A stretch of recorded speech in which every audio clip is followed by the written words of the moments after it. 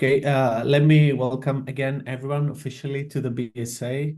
And for those who are joining for the first time and are unfamiliar with the school, we are a UK-based charity whose object is to conduct, facilitate, and promote research in all periods and across all arts and humanities and social science disciplines. And we do this mainly from our main base in Athens, a smaller research satellite research center at Knossos on Crete, as well as an office in London.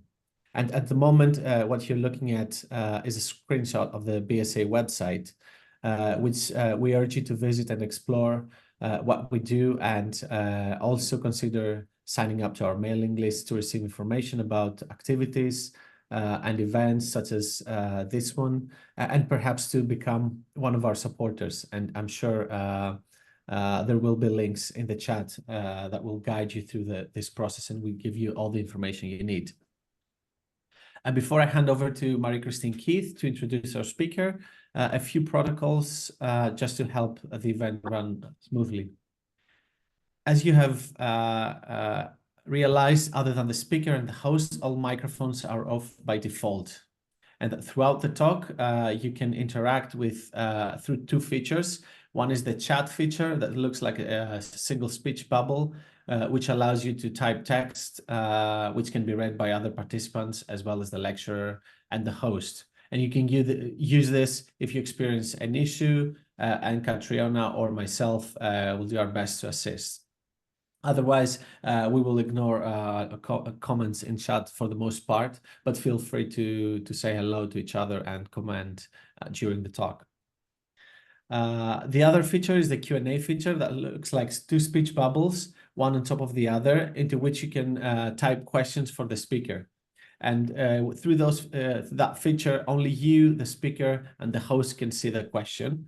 And after the lecture finishes, Marie-Christine will read out a selection of questions received, and our speaker will be able to respond. As you're looking at the screen, you also see a small window in top right of your screen. If this gets in your way, you can mouse over it and either move it around your screen, or you can click on the bars and make it smaller or minimize it. I hope that's all clear. I'm sure the Q&A protocol will be repeated at some point during the lecture. But without further ado, I would like to hand over to Marie-Christine to introduce our speaker for the day. Thank you very much, Yorgos. You are actually listening to one of the series of lectures organized by the Friends of the British School at Athens in London. And the Friends of the British School at Athens organize regular lectures, about 6 every year, and occasionally a trip to Greece. You can help us by making a donation via our website donation portal, and the link is in the chat box. And if you quote Friends in the additional comments field, the donation will be directed to the Friends. Collectively, these gifts make a huge difference. So thank you very much in anticipation of your support. I have particular pleasure tonight in introducing our speaker, Dr. Flora Michalaki. She holds a BSc in Archaeology from Cardiff University, an MA in Archaeology and Prehistory from the University of Sheffield, and a PhD in Archaeology from the University College London. She is from Crete herself, and most of her work has been concentrated in Crete at various sites, which you will read in her biography on the flyer that was sent round. However, I'm particularly pleased because she is now the administrative assistant for the London office of the British School at Athens. And as such, she is of immense support to all of us, and particularly to me. So I have huge, huge pleasure in introducing Flora and her topic for tonight, the tholos cemeteries in South Central Crete and their social implications during pre- and protopalatial periods. Flora. Well, good afternoon, everyone, and thanks for being here today. First, I would like to thank Marie-Christine at the BSA Friends Committee for inviting me to give this lecture, presenting part of my doctoral thesis and its rationale. Also, many thanks to my colleague in Athens, Katrina, for stepping in to run this lecture in my place this evening. From a different perspective today, as a researcher, I'd like to extend my heartfelt thanks to the BSA, as it always served as my second home, hosting most of the material at the Stratigraphical Museum in Knossos for a number of projects I have been involved with, and of course, all BSA supporters and donors for their continued support, which is invaluable to the school in so many ways, which I have witnessed from my new role at the BSA. So,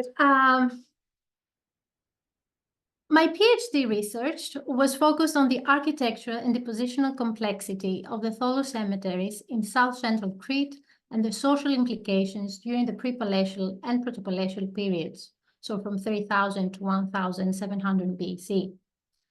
The bulk of the evidence for the pre- and early palatial societies of prehistoric Crete comes from cemetery sites, and particularly from the monumental round, as we know, tholos tombs of south-central Crete, largely excavated early in the 20th century or salvaged after extensive looting from the 1950s and 1980s.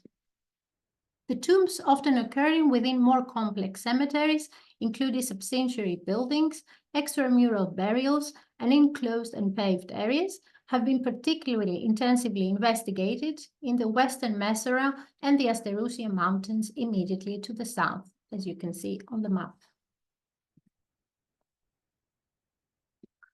For over a millennium, this was the type of tomb principally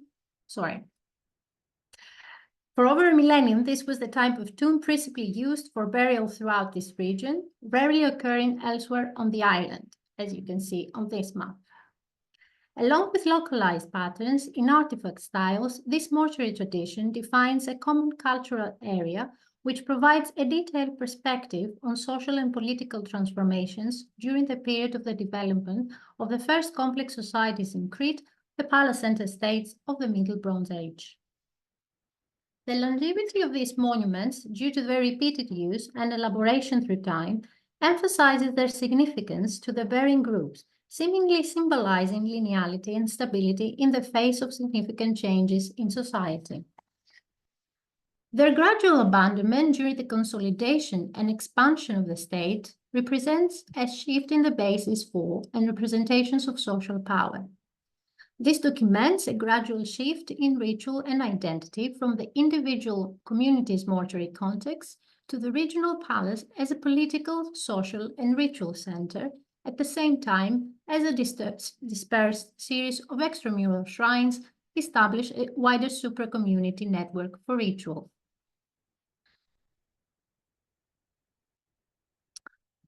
I have therefore analyzed the detailed data available for a selection of better documented cemeteries aimed at reconstructing their architectural development and depositional history to understand how each cemetery was used and how those patterns of use change over its life, and to what degree the patterns of development at individual cemeteries are distinct, represent local sub-regional patterns, or can be recognized as regional phenomena. The resolution data and generally traditional approach in Aegean prehistory have largely discouraged theorizing based on the tholos cemeteries. Brannigan synthesized the existing data in 1980, focusing on the scale of the communities using the tombs and the relatively low level of differentiation among the grave goods to view the cemeteries as territorial markers of socially fairly undifferentiated farming communities. Because of the difficulty in recognizing significant changes through time, these cemeteries have contributed little to an understanding of the development of Minoan states. The study of these cemeteries assumed they represented a unified phenomenon which was shaped by a small number of publications and limited individual site excavation reports. More challengingly, the 2014 study by Levara Herrero, embracing the entire island, detected diverse patterns and sketched the development of these cemeteries through time by considering the published data. However, there still remains tremendous scope for detailed comparative analysis based on the documentation of each cemetery complex by accessing unpublished data, which is the rationale of this research. We need to consider the role of these monumentalized cemeteries in their local landscapes. We also need to explore how cemeteries can be a materialization of different types of identity and representations of power. Particularly relevant are perspectives which interpret cemeteries as arenas for the performance of social strategies and as context for the negotiation of social roles and power. Thus, it is crucial to understand the nature and focus of ritual activities taking place in cemeteries. The performance of funerary rituals can create or reinforce a sense of identity, potentially at various scales: individuals, bearing group, community, and region. Mortuary behavior serves as a means to restate or reproduce social memory and legitimize links with an ancestral past. The comparative study of the cemeteries allows us to compare mortuary behaviors, seeing the relative focus at each level to identify the social and political strategies being developed and deployed through mortuary ritual. The focal architectural element of these cemeteries is their tholos tombs, as you can see on the sketch.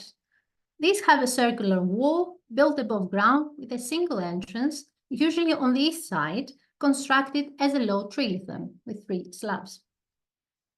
These simple structures often become elaborated at the end of early Bronze Age with the addition of rectangular buildings, either attached to the tholos or independent, ossuaries, pits for offerings, enclosure walls, surfaced yards, and in some late-lasting cemeteries, extramural burials.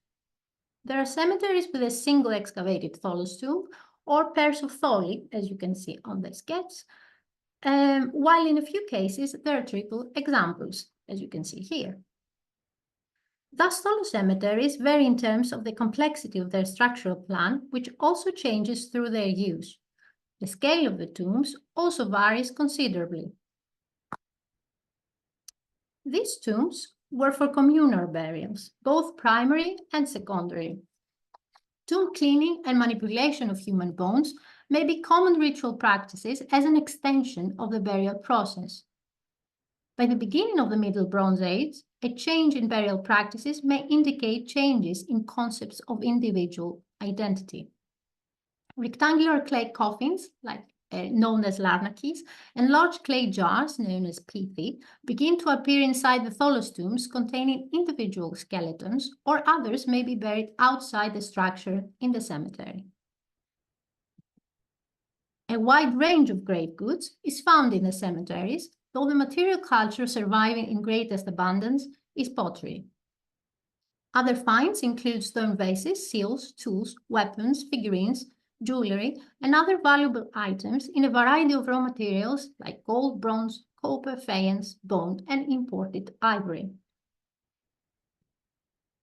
The tholos cemeteries were mostly established in the Prepalatial period. However, many continue in use into the Protopalatial period, though the period of the final use at most cemeteries is not clearly documented. The dating for these cemeteries is mainly dependent on relative chronological sequences rather than absolute dates, and the relative chronology is based principally on ceramic typology, occasionally on other fine typologies, and linked to limited excavated stratigraphic sequences, principally for south-central Crete at Festos. During this research and previous studies, various limitations and shortcomings concerning the available archaeological data itself have been recognized. The severe looting, the disturbed stratigraphy, even due to the nature of the communal type of burial, and therefore the absence of clear depositional context, are serious constraints, as well as the poor quality and documentation of early 20th century rescue excavation techniques that limited retention of the major categories of finds, like the sherds and human remains, and the subsequent analysis and interpretations of these tombs. Considering the above chronological problems and data limitations, 2 main categories of data were documented: the architecture and the material culture. All excavation documentation is synthesized to define and locate depositional groups and to work out their spatial and temporal context. All pottery and other finds are recorded and input into a database. Pottery constitutes the vast majority of each assemblage and was divided into complete and semi-complete pots and sherds in order to estimate the total number of vessels and minimum number of vessels, respectively. Pottery was studied and dated according to its shape, decoration, size, and major fabric and wear distinctions, allowing a typological and chronological summary of each assemblage. Specific categories of vessels were defined that present clear distinctions, allow us to consider meaningful patterns of their function. The vessels were then grouped by assumed simplified function, like the cups here as drinking vessels, jugs as pouring vessels, bowls as serving vessels, etc. Then, through their association, analysis identifies variation between cemeteries and changes taking place in the activities conducted at the cemeteries through time. So a detailed analysis of 13 tholos cemeteries, marked here on the map, were undertaken in my doctoral research, all from the central and western Asterousian mountains and the southern part of Mesara Plain. My dataset comprises 4 categories of sites organized in terms of how the data was accessible for analysis. So first was the Skaniari, Lagos, and Miamou as the principal unpublished cemeteries. Second, the major cemeteries at Koumassa and Platanos restudied included previously unpublished material from Xanthidis excavations, as well as updated the data from the recent Koumassa project carried out by Heidelberg University and Professor Diamandis Panagotopoulos.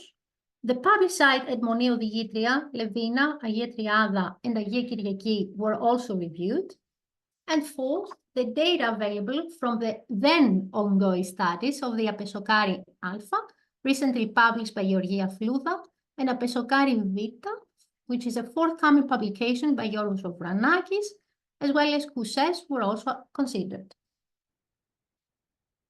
For the purpose of saving time, I will use Skaniari Lagos, one of the unpublished tholos cemeteries, to illustrate my approach to study each site. The site located at Kefalio Digitria is known as Skaniari Lagos, south of Vathie Bay, was initially excavated in 1962 by Kostis Davaras, following the thorough looting of the main tholos. Further looting destroyed sections of additional funerary buildings in the unexcavated area of the cemetery, as well as disrupting deposits. Further rescue excavations by Antonis Vasilakis took place in 1994 and 1995. The cemetery comprises 4 visible buildings and possibly a 5th here, but it is uncertain since it survives only as some large blocks, organized into 2 complexes, the west and east. The west comprises buildings 1, which is the tholos, building 2 and 3, which are the independent rectangular buildings, while the east complex, situated approximately 25 meters to the northeast of the west complex, comprises building 4, a rectangular building, and possibly building 5, if there was another circular structure. From the material, 3 major architectural building phases can be recognized throughout its long period of use. The first phase is EM1 to EM2, the second phase EM3 to MM1A, and the third phase MM1B to MM12. Now, moving to architectural analysis, building 1, the tholos tomb, was constructed sometime in EM1B as a simple circular structure with a trilithon entrance here, and continued in use until the end of EM2B. Its buttressing wall must be a late EM2A addition because building 2 was only built in EM2A, and this added wall seems to be built almost around the entire circumference of the main tholos, apart from the part joining with building 2. It seems therefore reasonable to infer that it was built either later or at the same time as building 2, which was built and used in EM2A.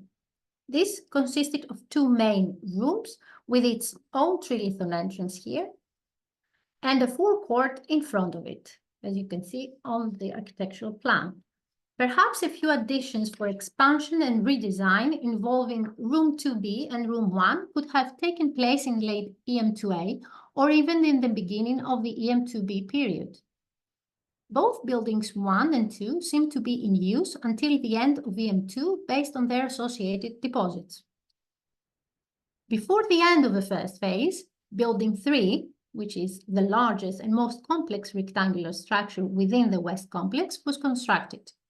It also has its own trilithon entrance with a forecourt in front of it, a corridor, 2 rooms, and a nursery. It was used until MM1A with possible additions during the use of buildings 3 and 4. Building 4 was erected in this phase. A final phase represents the use of only building 4 until the end of the Middle Minoan 1B period, consisting of 2 sections. One includes 4 long rectangular burial rooms, as you can see, and the other includes 2 square rooms, of which room 5 seems to be of non-funerary use. Its entrance is to the west of room 2, and in general, the cemetery went out of use at the end of Middle Minoan 1. Due to the presence of a few MM2 sheds, the cemetery, and especially the East Complex, may have been used or visited sporadically in the MM2 period. Now, a few specific architecture features can be emphasized. First, the 3 burial buildings of the West Complex are all built connected to each other, as you can see here, with their own separate trilithon doors, arranged almost parallel to each other and almost with the same orientation. The architectural feature of a trilithon entrance in rectangular burial buildings is interesting as it is only common in tholos structures. This also confirms the early date of these burial buildings, as this type of construction is mainly dated in the early Minoan period. Second, each of these 3 buildings was self-contained, and they were not obviously used together as a fully integrated complex. Their distinct architectural elements imply that each building was conceptually distinct. In front of buildings 2 and 3, there are similar enclosed areas, the so-called forecourts. This emphasizes the individuality of these structures and their independence, since both buildings were used simultaneously for some time. Both buildings, based on the excavator's interpretation, had part of the forecourt walls forming a low bench or platform capped with slabs. In building 2, this was part of the low south wall of the forecourt itself, and in building 3 was an extension of the south wall of the forecourt. It may be suggested that both forecourts shared a common ritual practice, with the deposition of cups mainly found there. Third, the presence of rectangular along with circular structures is a common architectural pattern in most tholos cemeteries, though the rectangular buildings, in most cases, served as annexes to the main tholos structure, while in this cemetery, the rectangular buildings are considered as burial buildings in the same manner as the so-called house tombs in East Crete, such as building 4 that resembles a house tomb complex. So moving to the artifactual analysis, the bulk of the surviving material culture is the ceramic assemblage, and in comparison with other tholos cemeteries, there is a significant dearth of other objects which either reflect its extensive looting or indicated a difference in mortuary practices involving few elaborate objects. Thus, the artifactual analysis from Skaniari Lakos is based principally on the ceramics, which are the major and most reliable sample. Due to the variable state of preservation of the ceramics, the assemblage was divided into two main groups for documentation and analysis: the relative complete vessels and the sherds, as you can see in these 2 graphs. At the beginning of phase 1, EM1 to 2, the recognizable vessels are storage vessels, such as small suspension jars, 2-handled jars, pyxides, serving vessels such as 2-handled bowls, and drinking vessels such as tankards and large handled cups coming from the tholos. During EM2, the drinking vessels are the dominant functional group among the complete vessels, while the shirts present a more varied picture of drinking, cooking, serving, and some pouring vessels. The picture changes in phase 2, EM3 to MM1A, when dishes start to increase while cups still prevail. By the MM1 period, jugs start to be the dominant shape, with cups and dishes sharing similar low quantities. During phase 3, MM1B and MM2, pouring vessels, in particular big jugs of barbotine ware, which is this jug here, are the dominant shape and occur in significant numbers, while cups continue to be well represented throughout this phase. The pottery can therefore define the following spatial distributions. Building 1 has few vessels and most of the ceramic assemblage or sherds. The dominant shape is the bowl, followed by jar and large cup. Large rounded bottom cups and bowls and 200 jars are very common vessels of the EM1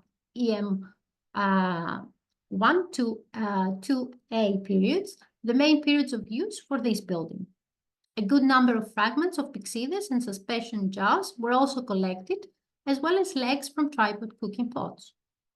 Building 2 produced a large range of types of vessels, with dominant shapes those of cup and bowl. Most vessels came from the forecourt area and the rest from its interior spaces, rooms 1 and 2. In building 3, the cup is still the dominant shape, though the major change noticed in this building is the increase of jugs rather than bowls.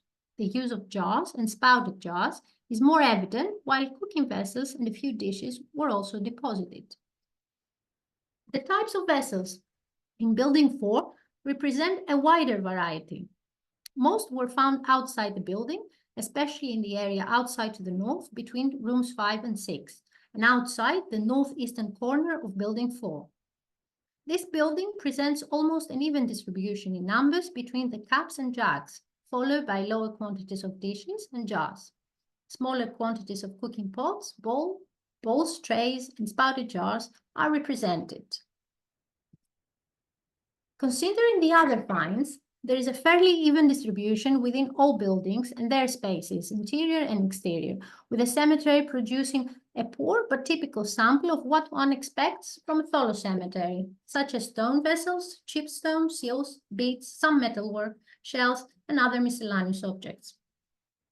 4 seals recovered from this cemetery, 3 from here, as you can see, from building 4, and 1 from the surface, are all dated in the MM1 period, or perhaps in the transitional period of EM3 to MM1A, whereas the 11 stone vases recovered were found in buildings 1, 3, and 4, mainly dated in the EM2B to MM1 periods, and they are common types of stone bowls, the open-spouted vessels, and the bird nest bowls.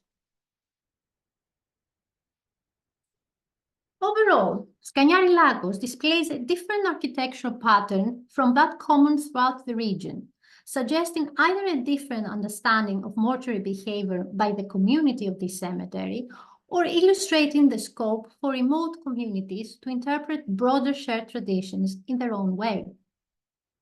The mixture of circular and rectangular buildings is a common feature in many tholos cemeteries.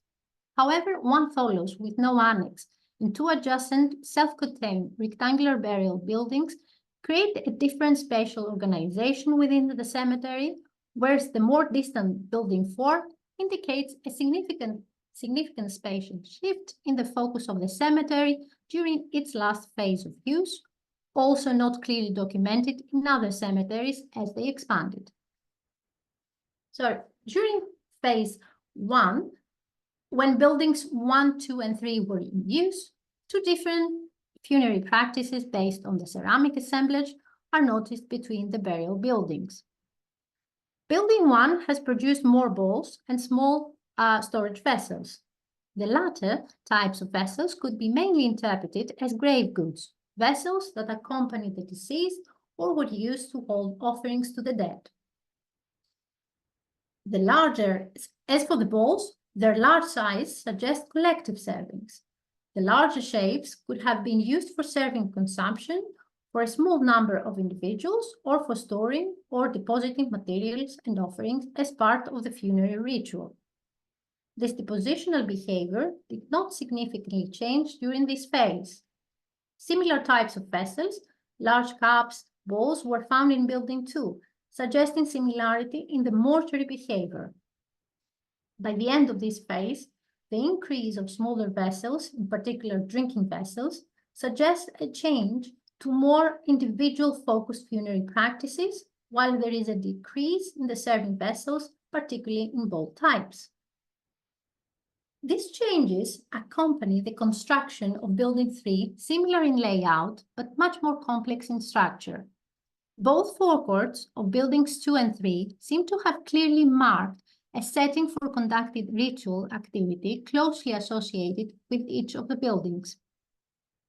The shape of the forecourts constrains access to the tombs, and only a restricted number of people, perhaps close relatives of the deceased, would be involved in burial preparations and the funeral. More people might be accommodated in a commemorative ritual in the larger open space in front of the tomb, perhaps the entire community, represented by all the tombs in contemporaneous use. Since Buildings 2 and 3 were used in parallel for burial, this may represent the distinction of distinct burial groups within local community, representing either simple population growth or other dimensions of differentiation. In the second phase, Buildings 1 and 2 were out of use, and the focus moved to Building 3 and the new construction Building 4. The shift to more complex architectural structures correspond with a shift in the positional behavior. The quantity and range of vessels deposited in Building 3 is larger, with activities involving drinking, cooking, serving, and pouring. Most vessels were found in the forecourt and the north and northeast corner of Building 3. The use of jars, jugs, and smaller cups suggests a different approach towards burial rites.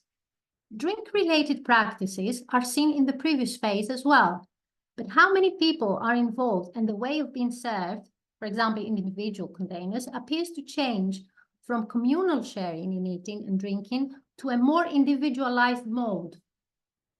The cooking ware includes more jugs or scoops rather than tripod cooking pots, and so reinforces their possible function for warming or cooking small portions of food or even some liquid-based contents rather than cooking actual meals. The complex ritual activities in the building can be explained by the presence of the ossuary and the material culture deposited. Both skeletons and pottery were placed together as secondary depositions in the ossuary, possibly after being removed from their primary burial in one of the other rooms in the tomb.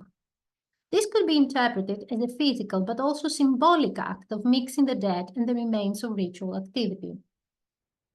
During this phase, Building 4 is constructed where there are no architectural elements linking conceptually to a tholos structure, such as the trilithon entrance, and no architecturally defined exterior spaces are preserved, if any ever existed. The ceramic evidence from this building shows an increase in dishes, trays, and spouted jars, including teapots, compared to Building 3 in the same phase, though both buildings show a preference for the conical cup and jugs. By the third phase, Building 4 is the only burial building in use, with pouring vessels as the dominant category, with a preference for big barbotinware jugs and elongated spouted teapots, while conical cups are still present. This phase reinforces the trend that started in the preceding phase, which is a limited range of vessels and the continued preference for simple vessels, small plain cups, jugs, dishes.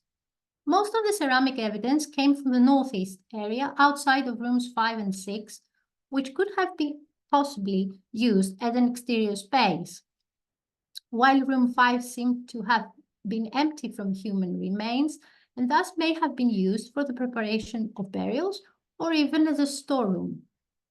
Both architecture and pottery deposition suggest that the activities conducted in this burial building were reduced or more tightly defined, and the types of vessels were limited. As for the small sample of other finds, only few objects can yield information relevant to the community and the funerary context. For example, stone vases, chipped stone, seals, and metal objects that can contribute to understanding production, exchange, and mobility patterns and help to define local or inter-community distinctions. These seem to be on a small scale and very local. For example, the stone used for the vessels and tools seems to be from local sources found in the Asterousia region. Also, the technology used belongs to the Asterousia tradition with parallel examples from Oneo-Digitria and Lavina. As for the chipped stone, the number is comparable, approximately 50 to 100 pieces with other cemeteries, all found broken and with obsidian of Melian provenance as the predominant material. The number of seals is very small compared to other assemblages from other cemeteries, but they belong to the phase when the quality and the high level of skill involved in the production of seals is most evident. Now, stepping back from the detail of this cemetery analysis, a similar approach was followed for the rest of the tholos cemeteries. After comparisons made among them on the grounds of their architectural development and depositional behavior patterns tracked through the three major chronological phases, one can conclude that during the first major phase, architecture does not indicate strong homogeneity, as you can see on the sketches here. The tholos tomb may be the core of the cemetery, but there is variation and changes from E to A from side to side within the region, with the addition of annexes and limited open spaces representing a venue for new activities, possibly related to extending the treatment of individual courses in time.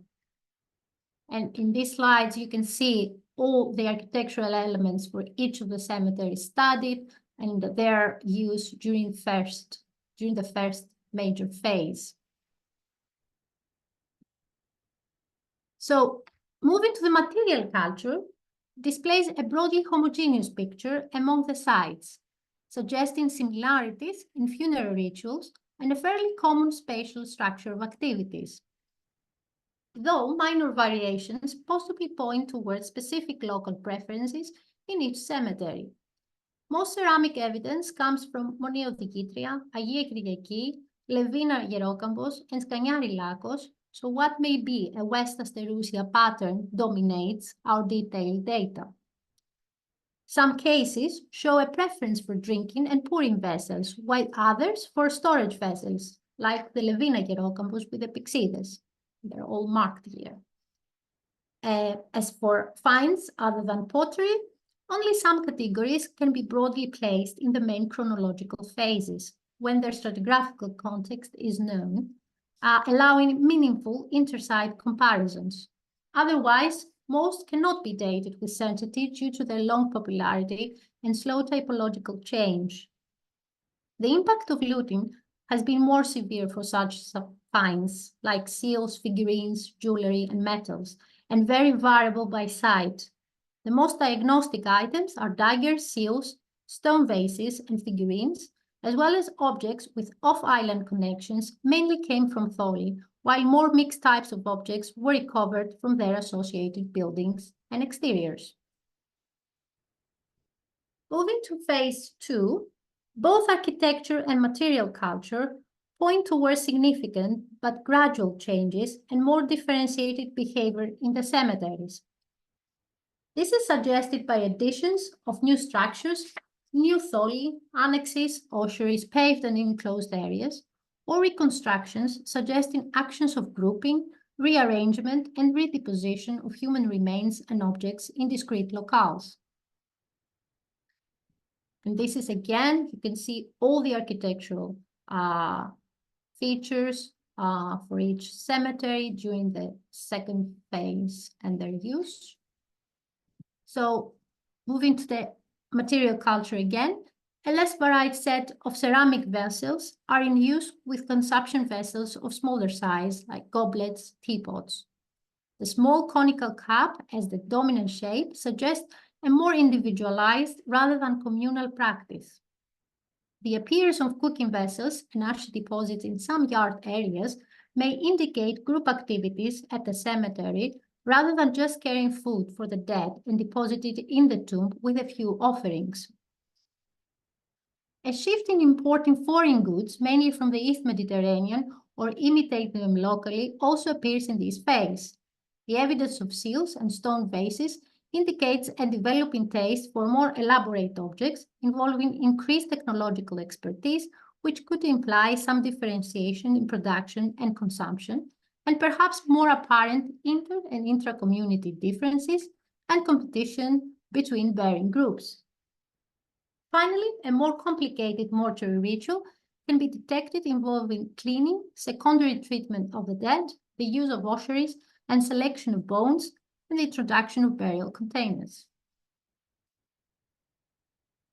Finally, in the third phase, the gradual abandonment or only sporadic use of some of the spaces within the cemeteries is quite clear.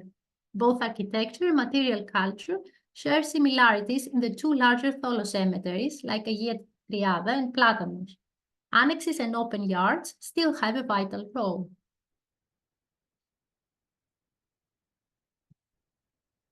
There are slight variations in the objects found, since Platanos did not produce a large ceramic sample compared to Agia Triada. Some smaller cemeteries provided evidence for use, but it seems to be an occasional activity. This may lead to the conclusion that since cemeteries decline in use, the small marginal communities would also have been abandoned.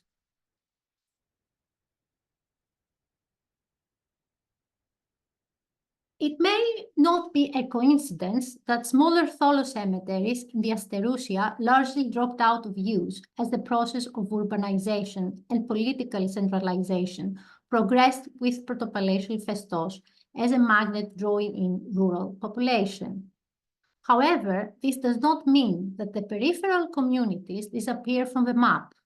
The newly developing center in festos could simply have been built on rather than have completely absorbed local social networks, incorporated them into the political institutions that served a new order, essentially just adding a new higher level integration.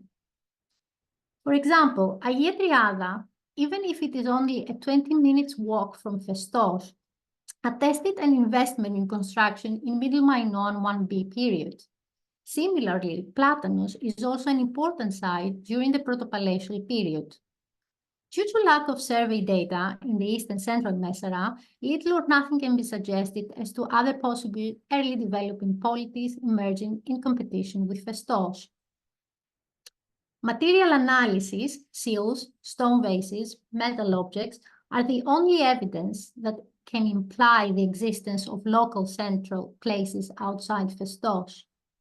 This could imply that Festos' expansion of authority was variable and that some communities, even close to it, were not necessarily involved.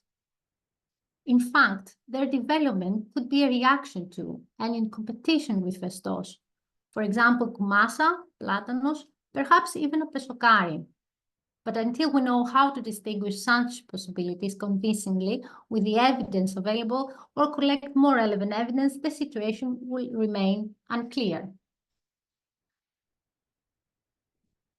To conclude, taking into account the similarities and differences in behavior in space and in broad chronological phases, comparing between examples of small, like the Miamou cemetery, and large, like the Platanos, central, like Agia Triada, and remote, like the Skanyari Lagos that I have described, one can argue that the represented communities interacted at a small scale, sharing some common mortuary traditions, which possibly converged through time into increasingly common patterns, potentially parallel the challenging scales of social and political integration with the region. However, each cemetery appears to follow varying trajectories through these major phases.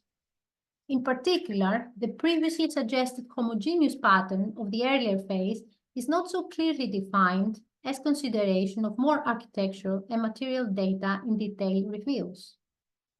Even in smaller subregions, there are variations showing that communities are doing things differently. But still, for the Messara and Asterousia regions, there are common patterns and comparable sequences of changes among them. The tholos tomb was the core of each cemetery, but additions and extensions differ from site to site throughout their history of use, and some changes do not happen simultaneously in all tholos cemeteries across the region, even if there is more standardization in mortuary tradition in this region than in others in Crete.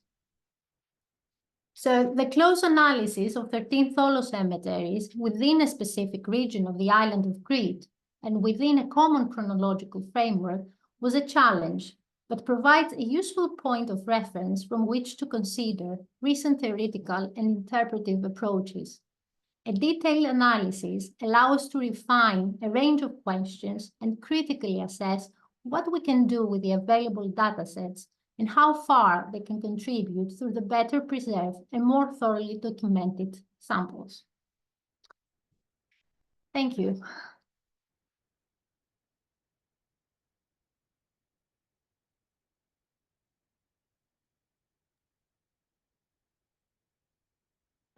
Thank you very much, Flora. Just before we move to the question and answer session, before we move to the question and answer session, I just want to go through some of the protocols about asking questions to ensure that everybody can ask a question.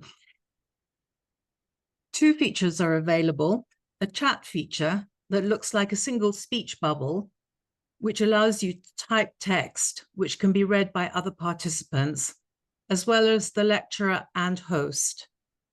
You can use this if you experience an issue. Well, hopefully you won't now, because we're on the question and answers.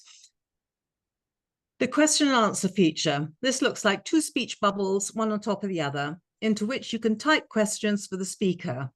Only you, the speaker, and the host can see these. I shall ask questions from this list of questions, which I hope everybody will put questions into.